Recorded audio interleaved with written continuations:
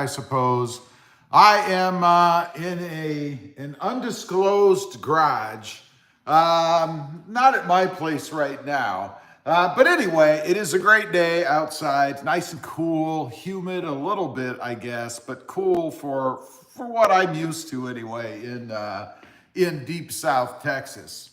So we wanted to talk about what's going on a little bit with the Tundra, but in reference to the new Toyota Tacoma, right? I've got the new Toyota Tacoma. It is a 2024 TRD Sport. I've had it now for, about 3 or 4 months, something like that. 5 months, I don't know, no, not that long. About 3 or 4 months, something like that. Gotta say, I love the truck. All the stuff that you're hearing out there about things breaking and it being unreliable and undependable is all a bunch of BS. I think it's either from the folks that are jealous, maybe can't afford one, or more likely the competitors, people who are driving Fords or Chevys or Nissans or whatever, trying to justify their own purchases, right? But anyway, let's talk about what the thumbnail depicts, I guess. You know, if it were to happen to my Tacoma, what's happening with the Tundra, which is horrid, by the way, 100 and some thousand trucks recalled, where Toyota is going to be replacing some of the engines on these trucks. Why? Because when they were manufactured, some machining debris was left inside the engines, and that can cause bearing failure. If that happens, you've got a big problem, right? Your engine is going to stop no matter where you're at, and you're going to have a new engine. And that's why Toyota's doing what they're doing. They really have no choice. There is no other fix for it, I suppose, unless Toyota were to offer, let's say, I don't know, maybe a lifetime warranty or something. And if the engine goes bad, then they fix it, which is probably financially what they maybe should have done. Because if these trucks are out there and they don't have the problem, then why would you go ahead and spend the money to replace the engines? I don't know. But as I've said in this title or in the thumbnail of this live stream, you know, I'd trade the new Tacoma before I would replace the engine. There's no way I would want to screw with that. And there's a few reasons why not. I think a lot of people think that you just take the truck in, drop it off, and they snap their fingers, and all of a sudden there's a new engine in the Tacoma, right? If this were to happen to the Tacoma. It is happening with the Tundra, of course. First of all, you don't just go in and pick up the engine and take it out and slap the new one in. It's not like a plug and play thing, right? You've got all the wiring to deal with, all of that wiring and stuff that's in the truck. You got to disconnect everything. You got to do it properly. And of course, and I've heard nightmares of this in the past, you've got to make sure that you get everything reconnected properly, right? I mean, I've heard of people that have had to have engine replacements before. They get the truck home and they didn't plug this in, or they plugged it in wrong, or when they set it up, a fuse or something blew, and now they have more problems, right? So you get to screw around going back. Lord Shrek, head shiny like mine. I love short hair. It's not that I don't have any. It's I like to keep it this way, right? It's a choice, a style, if you will. So anyway, all of that wiring stuff has to be reconnected, rehooked up, taken off properly. Excuse me. It's allergy season here. Kid Bako, exactly, right? I mean, they got to make sure that they put it all back in there correctly. Everything's plugged in where it's supposed to be. And even more importantly, I guess, is that nothing breaks. You know, that they don't snap a wire, forget that they snapped it, or not even realize it, that they don't break connectors. I mean, have you ever looked at the engine bay in the new Toyota Tacoma? It's like a spaghetti dinner. All of these noodles all over the place, all of the wiring, right? You want to make sure that all that's done right. It's not something that I would want to screw with. By the way, if you're just coming on here, please go ahead and click that subscribe button. I really would appreciate it. Now, next up, it is connected to the transmission, right?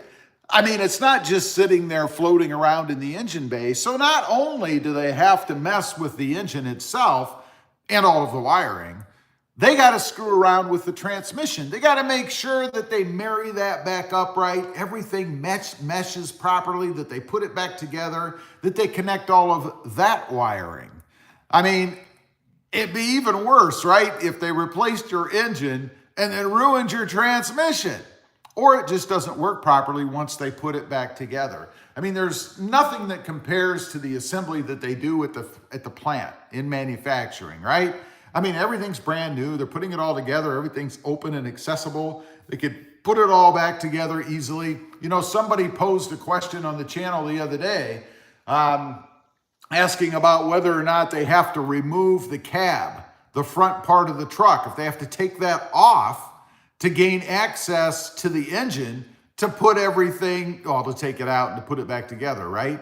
What about all the rattles and noises and even more wires and connections and things that they're going to have to screw with if indeed they have to pull the cab off to go ahead and replace the engine? I mean, we're talking about a major thing here, right?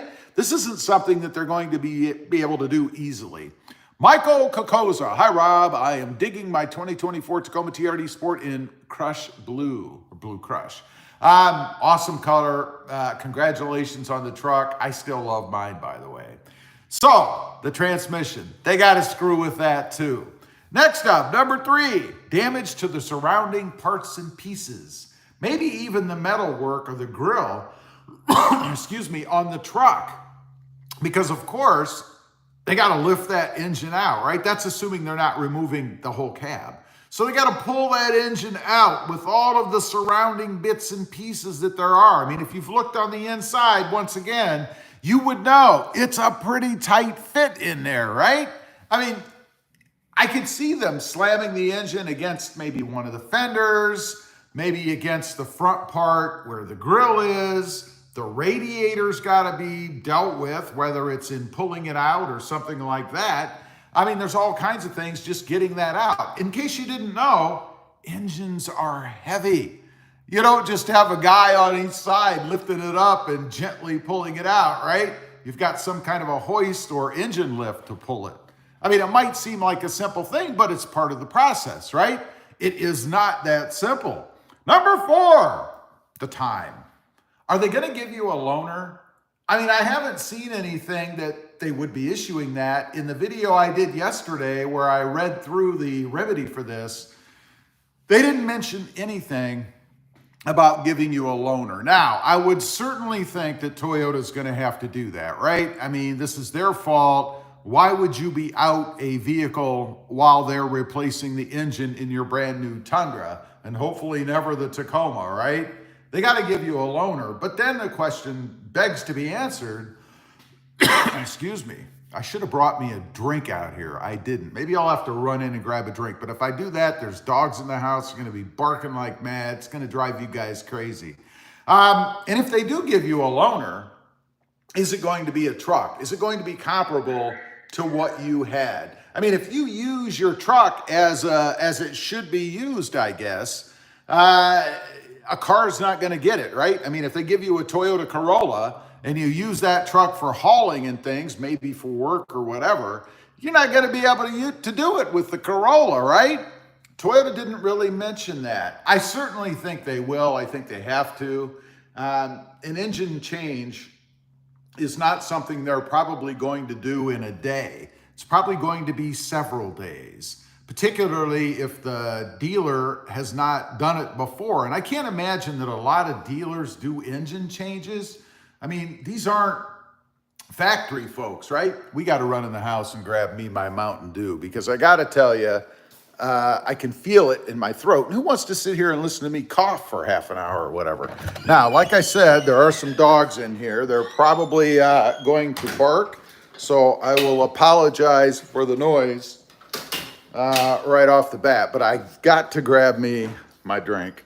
We're going to select the green nectar because I like it. What can I say? Watch out there, buddy. Okay, this is the part where they start barking like mad. I hear one whining. That's a good thing. Hopefully they don't, but I'm betting they will as soon as the door shuts. Seems I was mistaken. Good. They usually go nuts when you go in the house, right? But they did well. So anyway, let's see. The Steve Vaughn.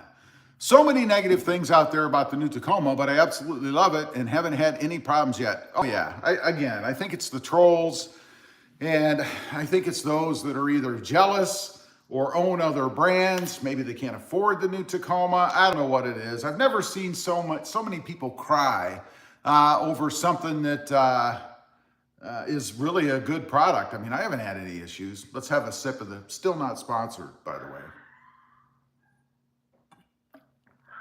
Now the dogs are barking. You might be able to hear them on the inside. I don't know. The Steve Vaughn. Got to have that caffeine or caffeinated green nectar of the gods. Absolutely. John Caggiano. Hey, Rob. Hope all is well. Didn't get a chance to watch the whole video talking about something with the gas tank giving off something harmful. Was that a myth or is it an issue? It's a giant YouTuber talking about the way that the engine combusts the fuel. Is it real? I don't know. It's the first I've heard of it. I think you probably ought to be more concerned about the carbon monoxide that's coming out of your exhaust pipe and those in front of you while you're sitting at lights and things. But, you know, people like to create drama, the drama. The Steve Vaughn, absolutely. You got it. So anyway, are they going to give you a loaner? Is it going to be a truck? I doubt that very much. And a sidebar to that, let's say they do give you a truck. Let's say that they give you a truck that's identical in spec to yours and you use it for work and stuff. Well, if you're doing that, then things get damaged, right? When you're using a truck as a truck, are you now going to be liable for that? Whereas before it would have been your own truck and it's not that big of a deal if you get a nick or a scratch or a dent or whatever. I'm not talking about anything major. So now that's your problem. So you can't use the truck that you paid for that you might cause little issues with because it's part of what you do. And now you have to be responsible for somebody else's truck. I don't know. Sounds kind of, it's no good. Number 5, is there any faith in the new engine? I mean, once Toyota goes ahead and slaps that new engine in, which by the way, I've been told that it is a crate engine coming from Japan. So they're shipping them over, which unless they're going to fly them, and I doubt that, means they have to go by boat. That's going to take what? I don't know, maybe a month, which is probably why the letters for all of this are not going to be going out until fourth quarter. That's what I have heard. I think that's what was in the release that I read the other day. So they got to get them over here. They're going to be crate motors or engines. It's not a motor. A motor is electric. An engine is gasoline. Or maybe it's Mo engine now because they're hybrid. I don't know. How do we handle that? We've got motors that were electric and engines that were gas, but now we have gas and electric in engine or engine. I don't know. I don't know what we call it now. But anyway, they're coming from Japan. Do we have any faith in these? I think for some reason people feel that everything that's manufactured in Japan is much better than what we can do in the US for some reason.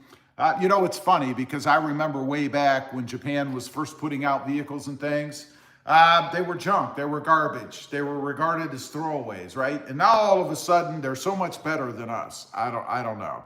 I guess that's statistics. The Steve Vaughn. I was skeptical after going from the 4.0 V6, but have been pleasantly surprised with the Turbo 4. The Turbo 4 is awesome. You know, it is more powerful than what the third gen Tacoma was. It when I say powerful, I'm really talking about better acceleration. When you hit the gas, it gets up and goes, man. And it's fun to drive. That's what makes it fun to drive. And again, these people that dog it, I find that most of them have never driven the new truck. And it's funny how you can sit back in your chair and dog a product that you've never even experienced. Because if they had, there's in my mind, no way to deny that the new Tacoma is quicker. Although I have had a couple of people, it's so funny. I've had a couple of people say that they drove one and it was actually slower. And I'm like, what are you, nuts? You're nuts. That's simply not true. I mean, it's not even close. There's no way that you could somehow mistake the third gen for being faster than the fourth. It's just not possible.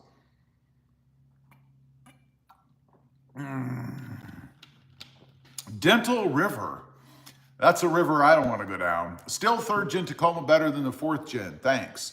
Well, it depends, I guess. I mean, for me, no, it's not. Unless maybe if there was one area I would say the third gen is better, it could be appearance. Only by a little bit. I mean, I love the looks of the new Tacoma. Don't get me wrong, but I mean, the third gen was a really good looking truck. It's a tough act to follow, right? I mean, it was nice and smooth, everything blended well, but Toyota had like 800 years to get there, right?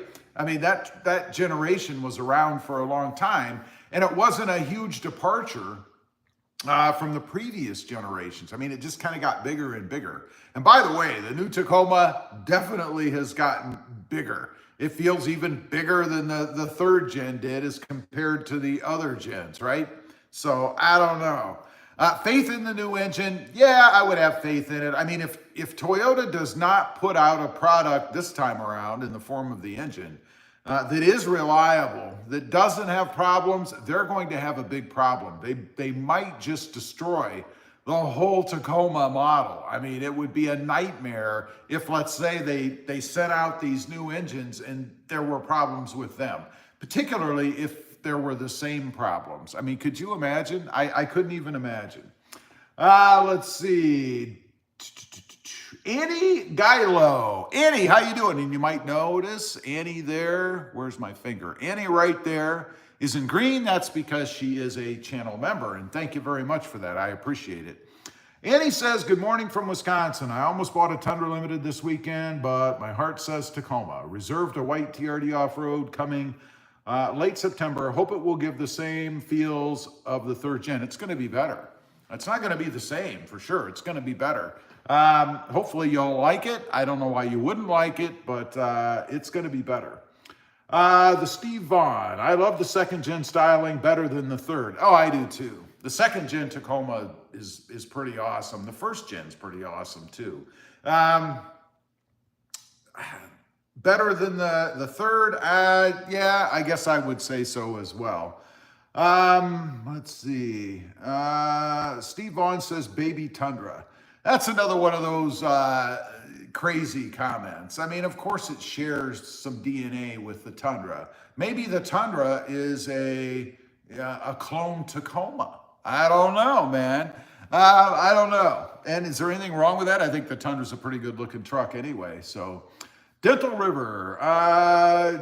Do you think Toyota eventually will consider to add a V6 engine to the new Tacoma? No, I don't. That's like going backwards. They're not going to add a V8 either. I love when people say that. To me, that's a step backwards. You don't come out with a brand new redesigned truck and then go back to what you had before. And it would be a step backwards in the form of performance, in my opinion, because the V6 that we had in the third gen is not as quick or as fun to drive, frankly, as the fourth gen is. So no, I don't think there's any way. People jonesing for that, buy a used Tacoma. There's plenty out there, and there will be for years. But you're not going to get a V6 in the new Tacoma. It's not going to happen unless you do it yourself. I mean, you know. John, do you still have your Tundra? John, you got to keep up, bud. Chad Kradotz, hey Rob, what's up? Just on lunch break, grilling some steaks. What have I missed so far? Hey Chad, good to have you here. Chad is a channel member as well. You can see him in green right there. Thank you, Chad. Steaks for lunch. Chad's living the life, man. He's at work, he's grilling steaks. I'm jealous. You know, I'm sitting here a little bit hungry, and all I have is a bottle of the green nectar. Still not sponsored, by the way.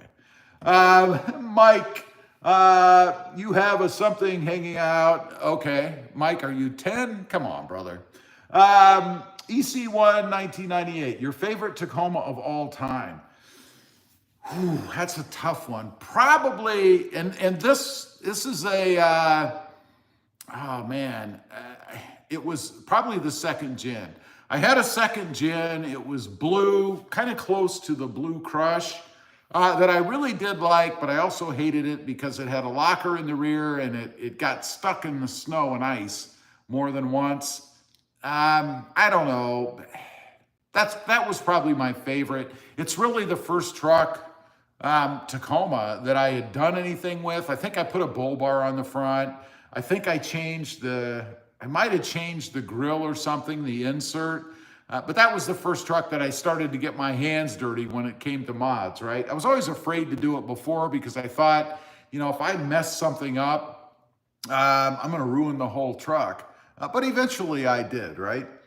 Dental River, best reliable trim level for third gen Tacomas, your opinion. Best reliable trim level for third gen Tacomas, your opinion.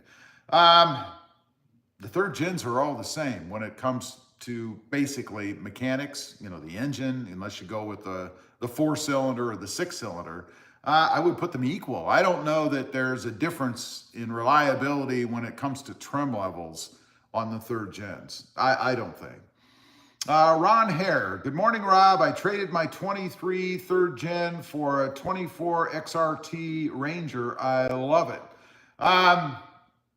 I guess if you like it, that's the way to go. Me, I don't have a lot of faith in the Ford products, to be honest, after having a couple of F-150s that proved to have transmission problems. But if you like it, that's all that matters. Don't let the trolls jump on you because it's your money, right?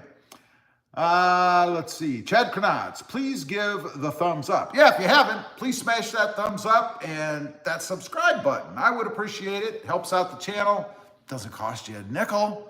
Let's move on. Wally Franzaglio. Sorry, if I butcher your name, I'm giving it a try, right?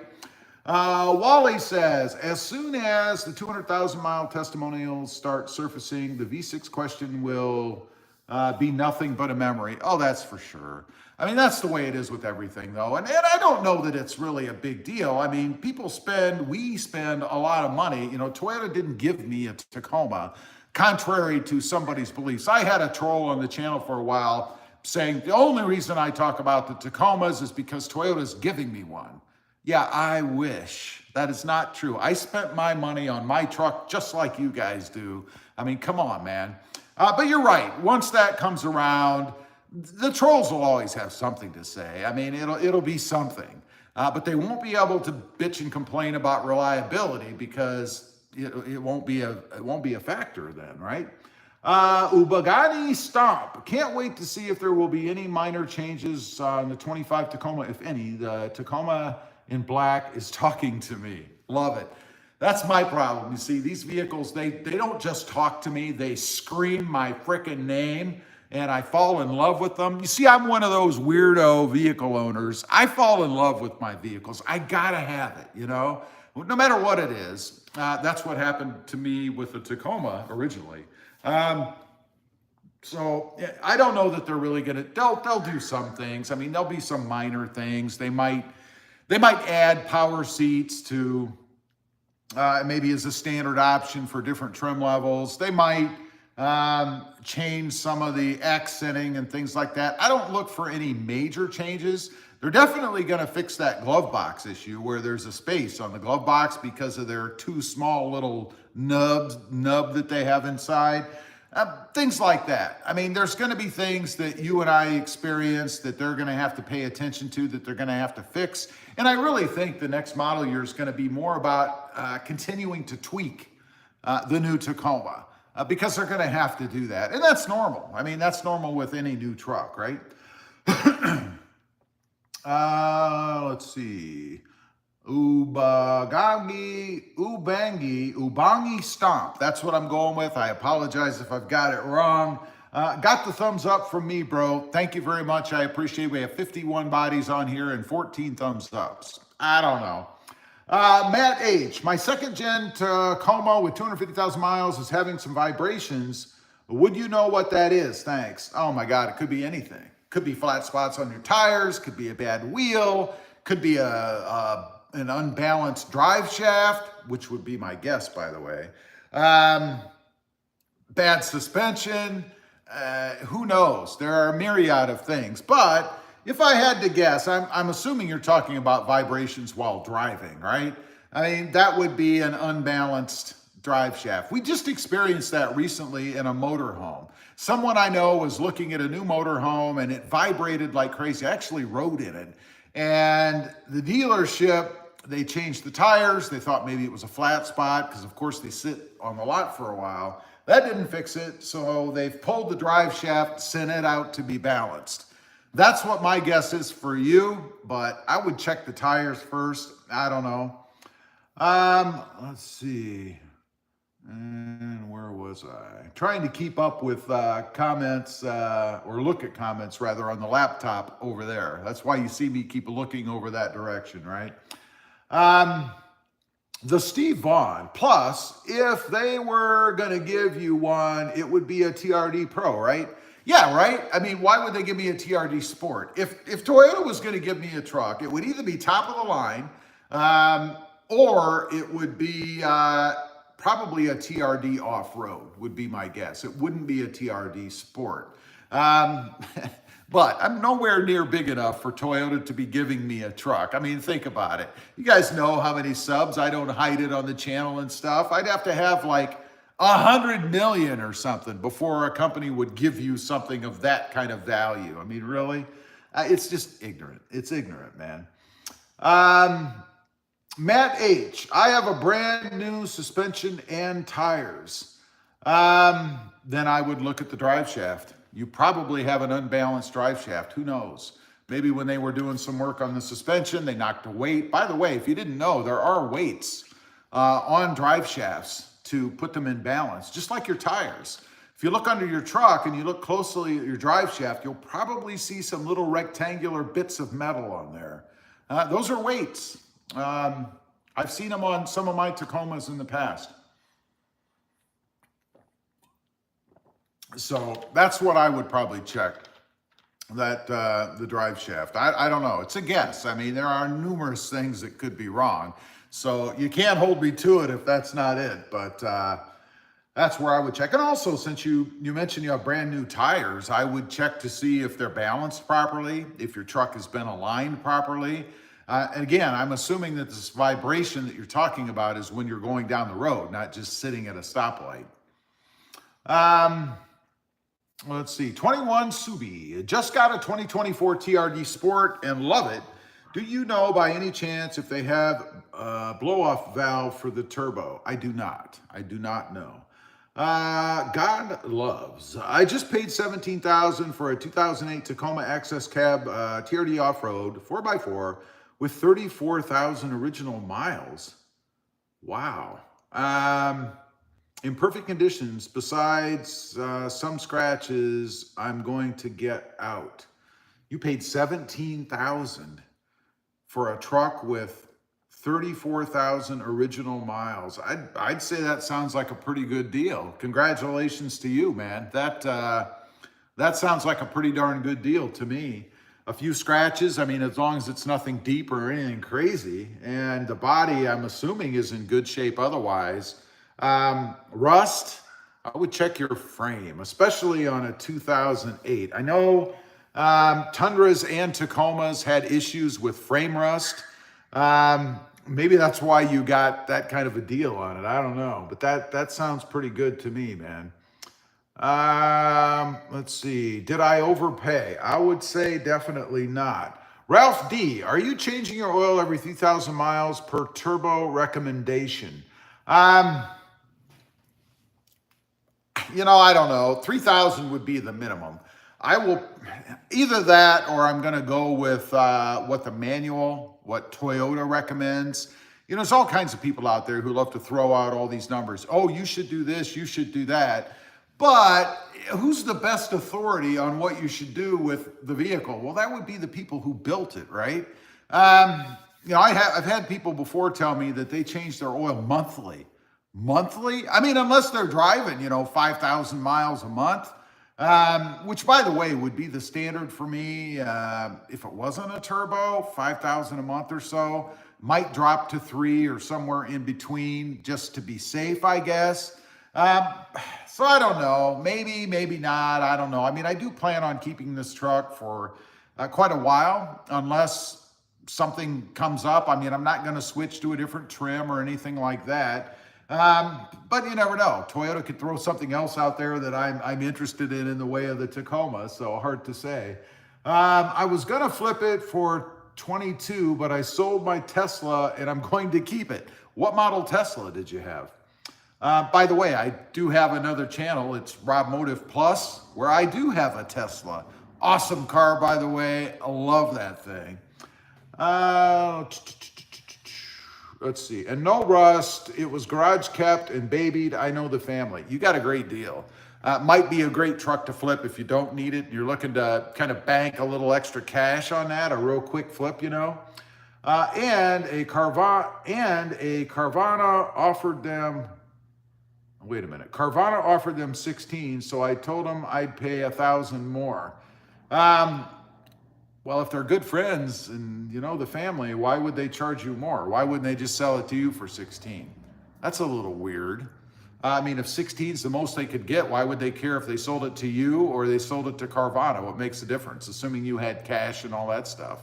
I find that a little odd. Enlighten me.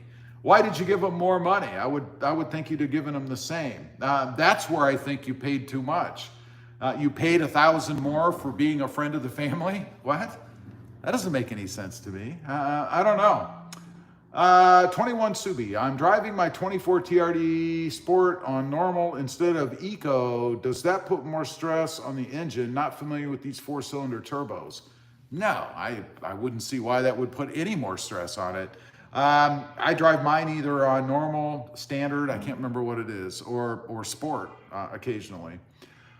Matt H. It's more so when I accelerate and decelerate, it will vibrate.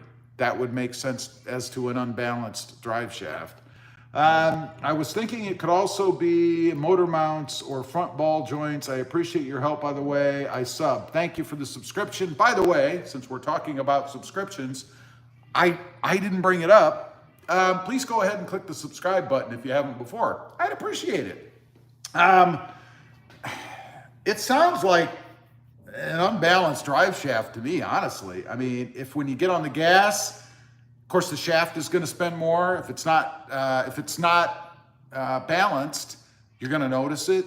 When you're slowing down and just kind of coasting and not applying power, you're probably going to notice it. That's my guess. Again, there are numerous things. A couple you mentioned that it could be, but if I was having your problem and had to guess, that's what I would go with. Ubagani Stomp. What's up with the Lotus in the background? That car looks awesome. Yeah, I know. I knew you guys were going to bring that up. Every time I come on, and I'm here, somebody mentions the Lotus in the background. Oops, I've got one of those stands that the camera moves and follows you around wherever you go. I guess if I go back here, maybe you can see a little bit better. This is a Lotus. It's an Elise Exige. I don't know how to pronounce it. It's not my car. This is not my garage. These are not my cars.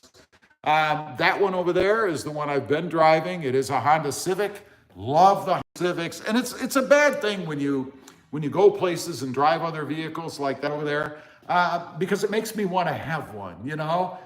Because I do like driving it. They're a lot of fun to drive. Little zippy cars, they fit everywhere. They're reliable. They're not a whole ton of money. So it's always bad. This little car, I have driven it a couple of times maybe. It is so tight. It is a manual transmission, so that makes it a lot of fun. But it is so tight to get in and out of this thing. And when you're sitting inside, it's very, very confining and fairly difficult to see out of.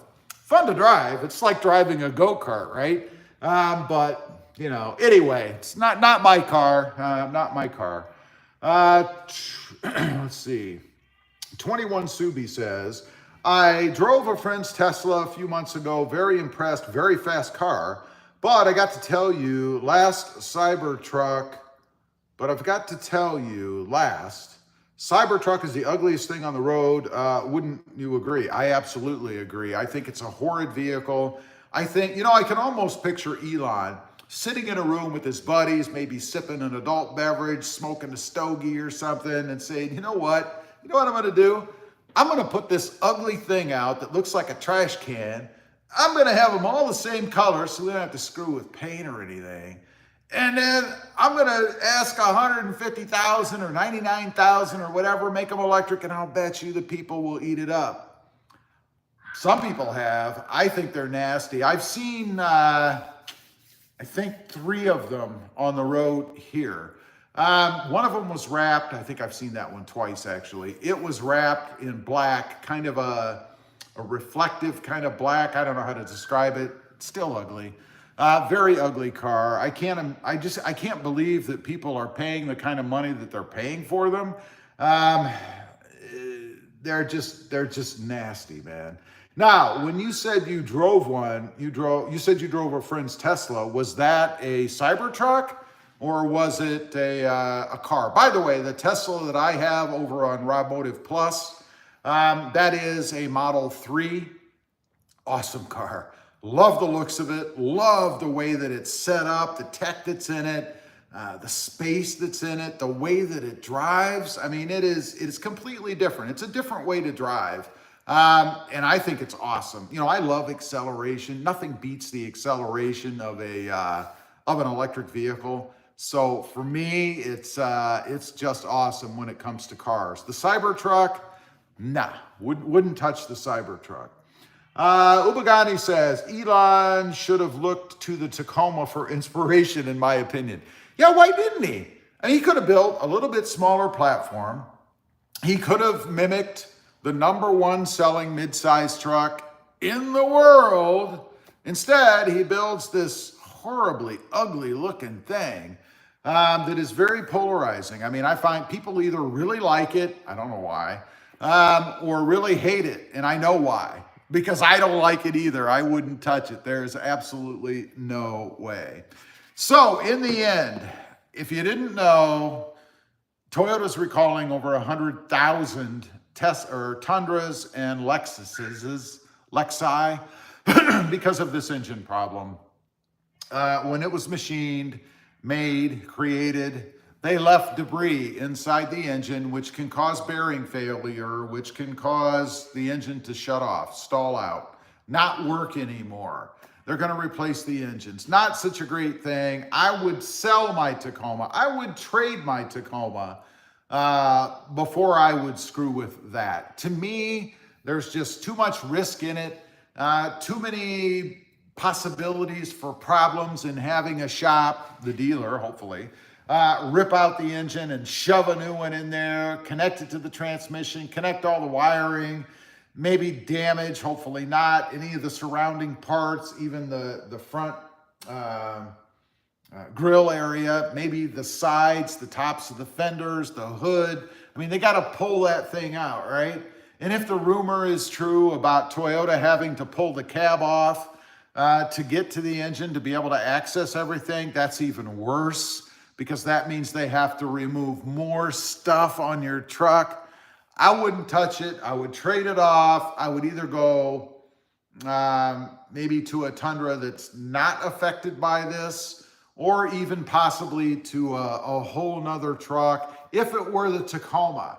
And by the way, for those that say because this is happening to the Tundra, it's somehow going to bleed over to the Tacoma, they don't know what they're talking about. It's a completely different engine. I wish we had a V6 twin turbo in the new Tacoma. We don't. We have a 4-cylinder turbo. It's not the same thing. So you don't have to worry about the Tacoma having this problem.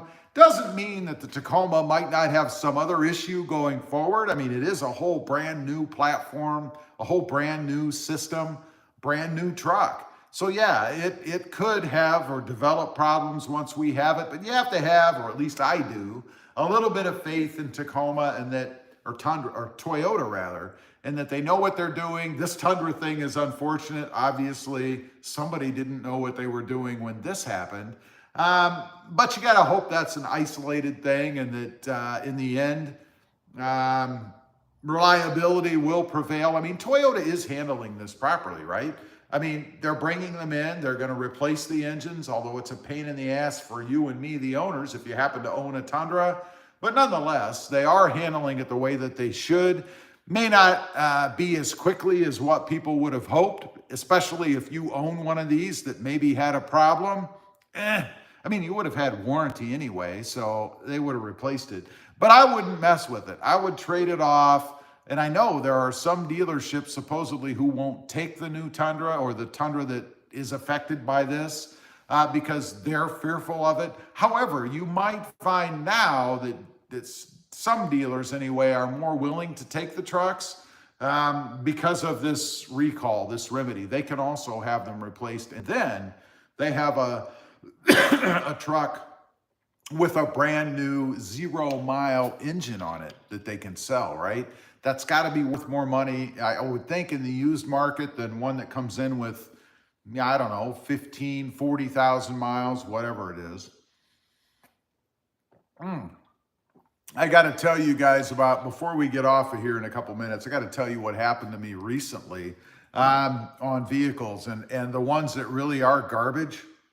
Before I do that, 21 Subi says, I drove a Model Y, very impressed. Ah, well, that's cool. I've driven the Model Y myself. I'm not a big Model Y fan from an appearance standpoint. I mean, if you like it, you like it. We all have different tastes, right? Friend of mine has one. He likes it. That's cool. He bought it. I prefer the Model 3, the Model S. Anyway, what happened to me recently? I went on a little bit of a trip. You may have seen, and if you haven't, you really should check it out. I put up a video showing a U.S. Navy nuclear-powered submarine heading out of port. I was there. I shot the video from the shore across from where the boat went out. Not on the base. I was able to go to the base, and I was able to actually take a quick tour of that. It's amazing. I really can't talk about any of it, but it was pretty cool. This is an active submarine, right? Pretty darn neat. And to see that thing in person, oh my God, it's huge. Much bigger than I ever thought that they were, right? To be on it, that's a whole nother thing. And I'll tell you, it's a bit scary. Going down into them. You enter through a hatch, right? I mean, there's a couple hatches on top. They open the hatch up, and then there's this steep ladder that you step into the hatch, you crawl down, and I suppose if you're much younger than I am, you kind of hold on to the edges and slide down maybe, I don't know. I didn't do it that way. I kind of gingerly went step to step to get down in this thing. One thing I will say about the inside of that, it was much more dated looking than I would have thought it would have been. I would have expected everything to be really advanced and stuff from an appearance standpoint. I'm sure it is otherwise. But flooring, for example, is what we had in a plant that I used to work in. I mean, so I don't know. Pretty cool experience, by the way. But anyway, to go on that trip, I rented a vehicle. I rented a Jeep. Well, what I got was a Jeep Grand Cherokee full-size SUV. I should have known better, right? It's a freaking Jeep. I should have known better. So I leave Enterprise Rental. That's who I rented it from. And I did notice a little bit when I drove away that it was kind of funky. There was like a little bit of a thud sound. What you would notice if you had tires that had flat spots, like a thump, thump, thump, thump, thump, thump. But it would do it when I was sitting still. So obviously, if you're not moving, no tires are turning, you're not going to hear a thump, thump, thump, thump. But I thought, well, and a little bit of a vibration in the steering wheel and the pedals, I could feel it. So I thought, well, I've never had a Jeep Grand Cherokee. Maybe this is inherent to the vehicle. Maybe it's just the way that they are. So we take off, we drive all the way to Connecticut. It was a 12-hour drive from where I am. We drive all the way to Connecticut. And then in driving it around town that same day, I noticed the same thing, except it seemed to be worse. thump, thump, thump, thump, thump, sitting still. Like something inside was under the hood. I mean, this is the engine, right? And the vibration was still there, and something new. When I was going down the road, couldn't really hear the thump, thump, thump under the hood anymore. Now you could feel like a thump, thump, thump in the tires. Again, like a flat spot. But I'd just driven all that way. It was not a flat spot. So I call Enterprise and I tell them I'm not confident. I had to go through the mountains to get there, right? The Poconos. I told them, I said, I'm not comfortable driving this thing back because of these problems. So it took them 3 days. I had to drive to Norwich, Connecticut, which was about a half hour, 45-minute drive from where I was staying, to swap out the car. As it turns out, and I had told them that I would take any mid-size vehicle or SUV, whatever, to be able to get back home. So I go there, and finally, after 3 days, they were able to get me the car, which was cool. I mean, they did do it.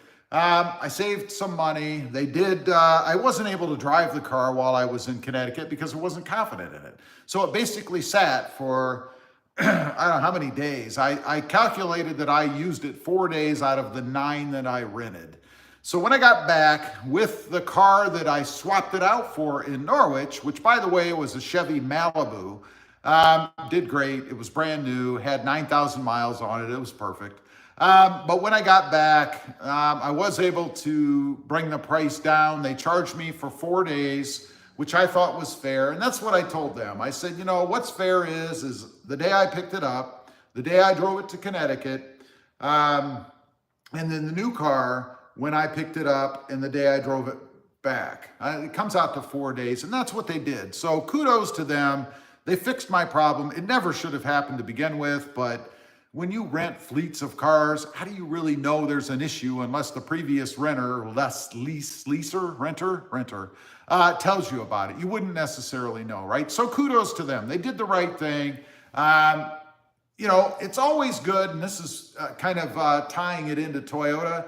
You can always tell the mark of a good company when something goes wrong and how they fix it.